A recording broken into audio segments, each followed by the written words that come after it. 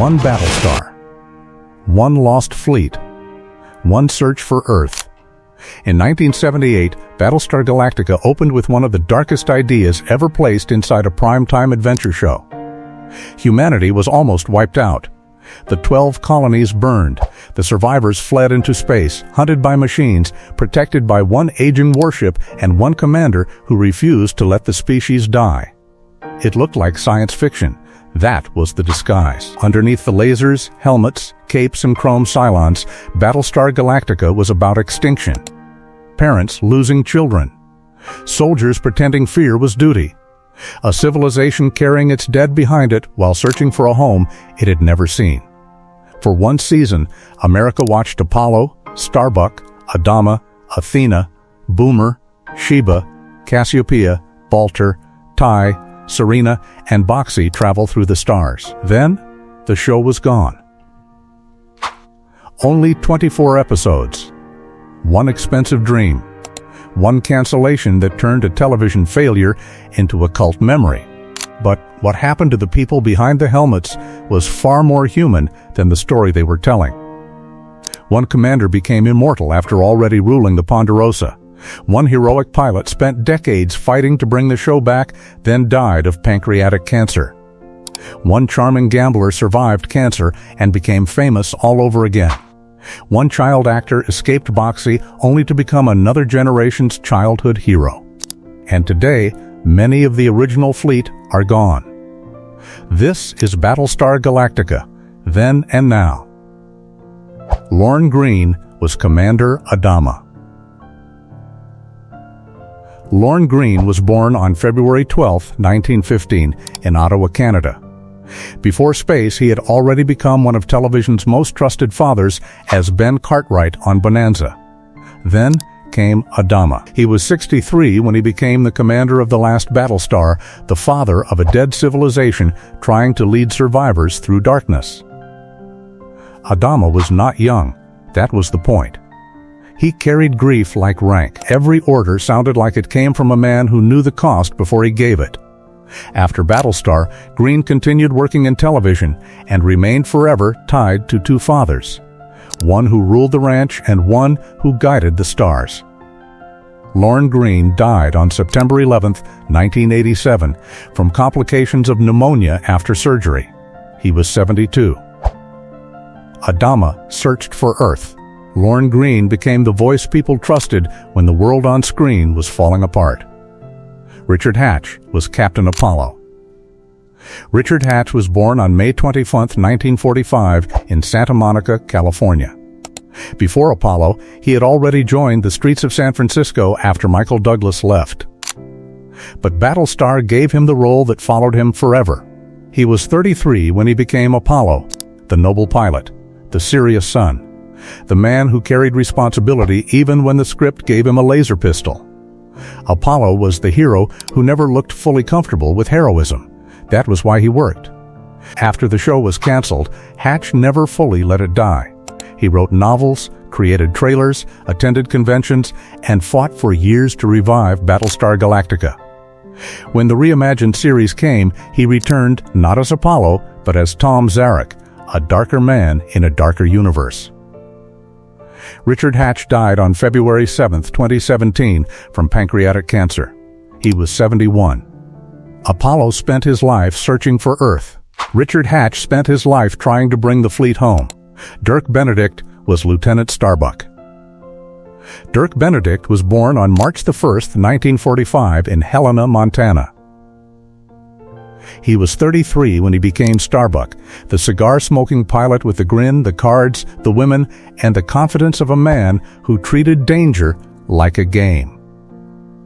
Starbuck was not the clean hero. He was the temptation, the one who made space look reckless, charming, and survivable. Before Battlestar, Benedict had faced a prostate tumor in the 1970s and later credited a macrobiotic diet with changing his life. After Battlestar, he became even more famous as face on the I-Team. Today, in 2026, Dirk Benedict is 81. Starbuck was written as the man who never stopped gambling. Dirk Benedict survived long enough to become the man still holding the cards. Herbert Jefferson Jr. was Lieutenant Boomer. Herbert Jefferson Jr. was born on September 28, 1946 in Georgia and trained seriously at the American Academy of Dramatic Arts. He was 32 when he became Boomer, one of Galactica's fighter pilots, studying a show built around disaster. Boomer was not the loudest man in the squadron. That was his strength. He gave the bridge and the cockpit something the show needed: calm competence.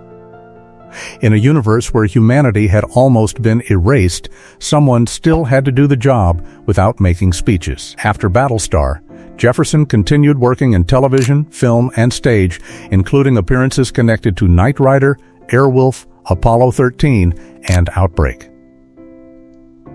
Today, in 2026, Herbert Jefferson Jr. is 79. Boomer survived by staying focused. Jefferson survived by never letting one flight suit define the whole man. Maren Jensen was Lieutenant Athena. Maren Jensen was born on September 23, 1956 in California. Before acting, she had worked as a model.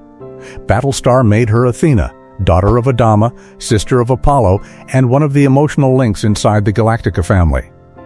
She was 22 when the series began. Athena should have been central. The commander's daughter. The woman inside the command structure.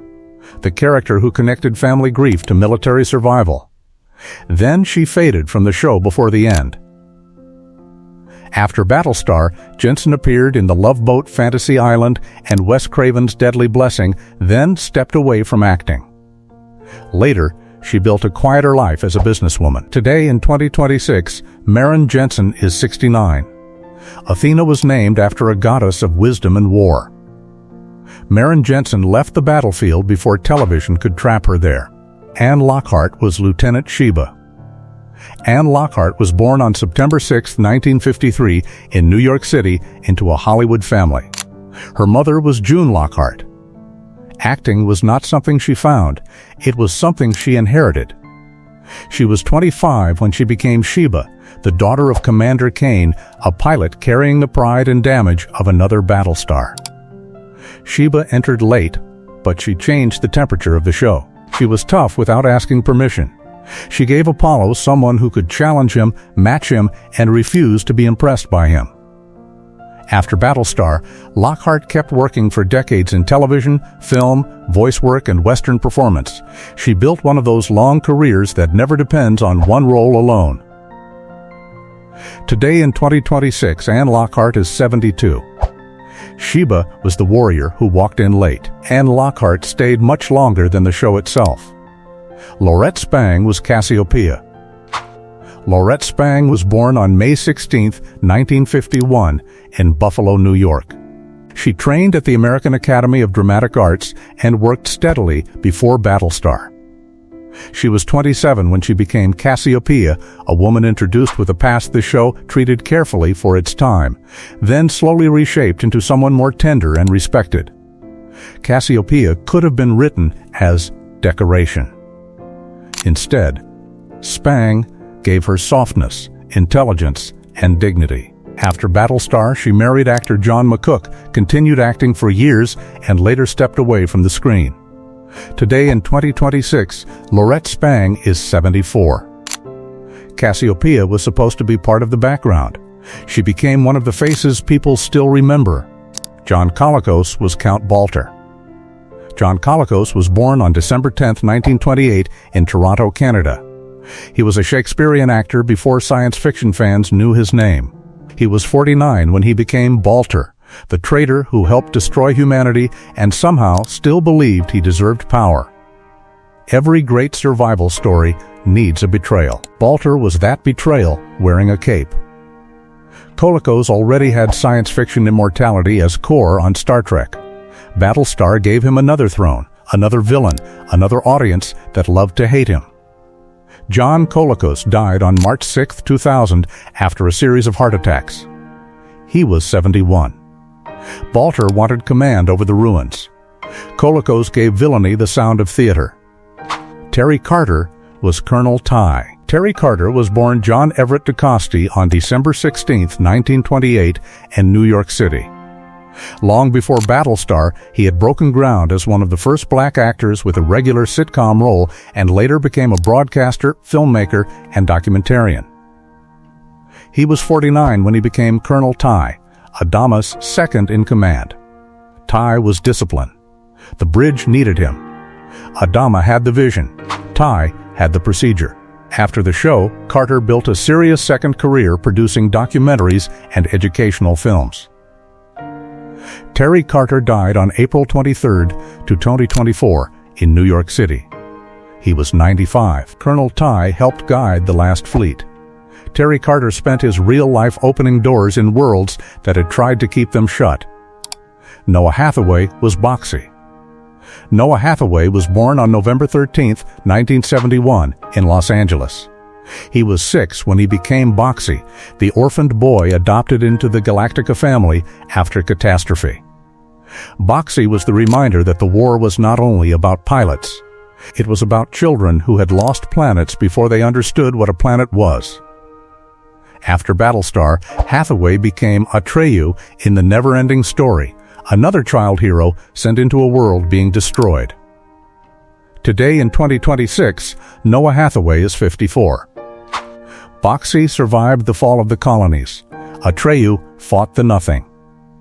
Noah Hathaway became part of 2 childhoods built around loss, that is Battlestar Galactica, after more than 45 years. 1 season, 24 episodes. A canceled show that refused to stay canceled. Lorne Greene is gone. Richard Hatch is gone. John Colicos is gone.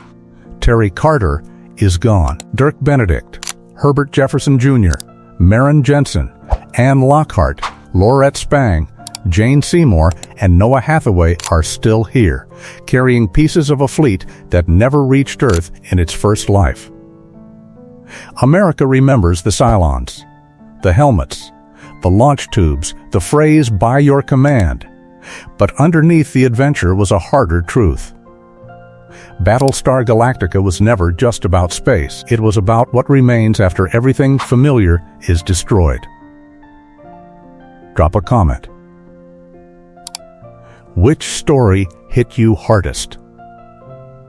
And here is the real question. Did Battlestar Galactica fail because it lasted only 1 season? Or did it survive because 1 season was enough to make people spend the rest of their lives searching for Earth?